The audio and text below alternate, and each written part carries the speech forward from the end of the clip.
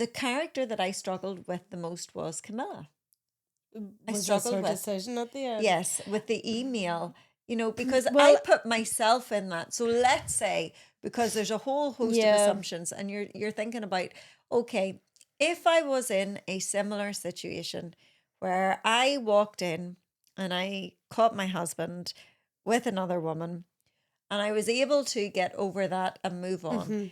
If I knew that my husband was having an emotional relationship with another woman that excluded me, and then you get beyond that.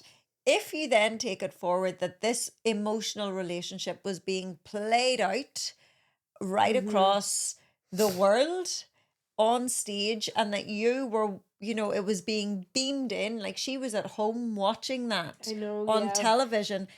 And so it was literally being beamed into her home. She was literally watching that, being left at home. I began to think, you would not be at it. It's not. I just don't think, that you can keep and still be so magnanimous. Yeah. And then go and speak to the other woman and be like, just knowing what women are like and human nature is like.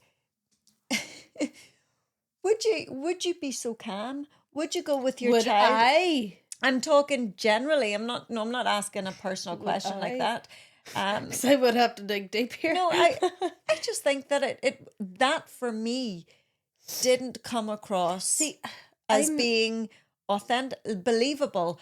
However, thankfully, I have never been in that scenario or situation, so opposite. I feel like out of all the characters in this, and we did have an eclectic mix, I feel like Camilla was the strongest in that she was, like, she stood her ground. She was a strong character. I'm not taking that away from her. She definitely was a strong character.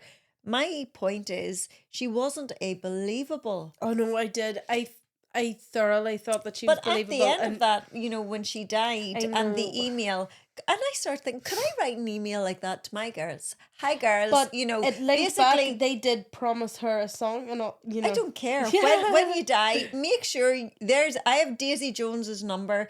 I know her and your dad had the hots for each other way back in the 70s there.